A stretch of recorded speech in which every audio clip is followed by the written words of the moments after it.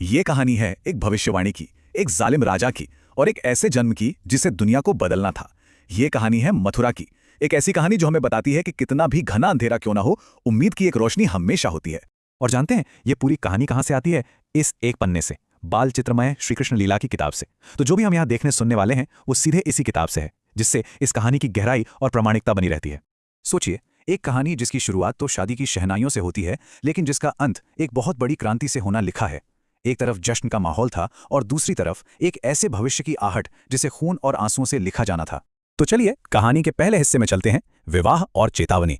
यहाँ पर खुशी का माहौल एक ऐसी भविष्यवाणी से टूटकर बिखर जाता है जो सब कुछ बदल कर रख देगी।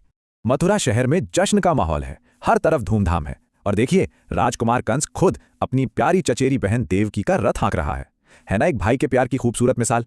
लेकिन ये खुशी और शांति ज्यादा देर टिकने वाली नहीं थी। और तभी अचानक आसमान से एक गूंजती हुई आवाज आती है, एक आकाशवाणी, और उसके शब्द कांटों की तरह चुभते हैं। हे मूर्ख कंस, इसी देवकी की 8वीं संतान तेरी मृत्यु का कारण बनेगी। बस एक पल में शादी का सारा संगीत, सारा जश्न एक भयानक खामोशी में बदल गया। और ये देखिए, उस एक पल का असर। जो भाई कुछ देर पहले अपनी बहन पर प्यार लुटा रहा था, अपनी मौत का डर सुनते ही वो एक वहशी बन गया। वो अपनी ही बहन का हत्यारा बनने पर तुल गया। अब ऐसे में देवकी के पति वासुदेव क्या करते? अपनी पत्नी की जान बचाने के लिए उन्होंने एक बहुत ही मुश्किल और दर्द भरा वादा किया। उन्होंने वचन दिया कि वो अपनी हर संतान को पैदा होते ही कंस को सौंप देंगे। ये एक ऐसा वादा था जिसने उनका दिल तोड़कर रख दिया। अब इस भविष्यवाणी का असर सिर्फ एक परिवार तक सीमित नहीं रहने वाला था। अब तो पूरे मथुरा पर ही डर और कैद का साया मंडराने लगा था। कहते हैं ना, डर इंसान से क्या नहीं करवाता। कंस ने सिर्फ अपनी बहन और जीजा को बंदी नहीं बनाया, बल्कि अपने डर और सत्ता के लालच में उसने अपने ही पिता को सिंहासन से हटा दिया और खुद मथुरा का जालिम राजा बन बैठा। जरा उस पिता के दर्द के बारे में सोचिए। अपने ही हाथों से अपने रीसेंट जन्मे बच्चे को मौत के मुंह में सौंपना। पर वासुदेव वचन के पक्के थे। अपना वादा निभाने के लिए वो उस नन्ही सी जान को कंस के पास ले गए। और जब लग रहा था कि इससे बुरा और क्या होगा, तभी वहां पहुंचते हैं ऋषि नारद। उन्होंने कंस के मन में ये बात डाल दी कि देवताओं की कोई चाल हो सकती है।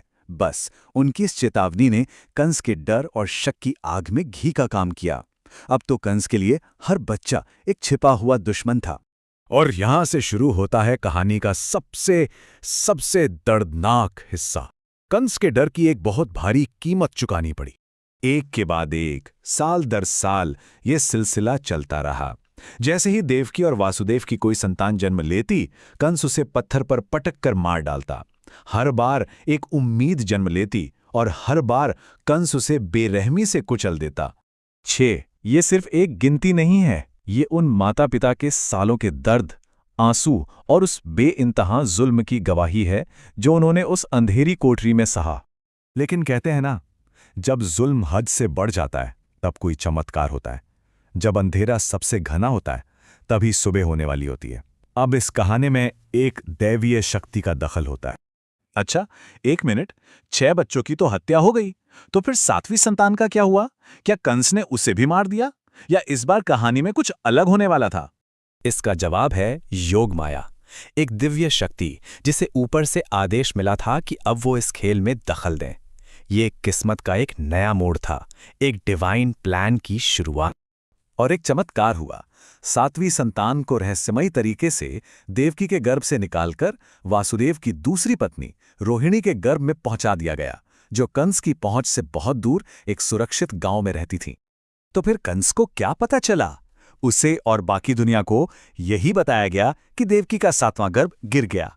सबके लिए ये एक और बुरी खबर थी, पर असल में ये उस बड़ी योजना का एक हिस्सा था। भविष्यवाणी तो 8वीं संतान के लिए थी और वो अभी भी बरकरार थी। और अब सालों का इंतजार, अनगिनत कुर्बानियां, इन सब के बाद आखिरकार वो घड़ी आ ही गई थी। 8वीं संतान, जिसके बारे में वो भविष्यवाणी हुई थी, अब जन्म लेने वाली थी।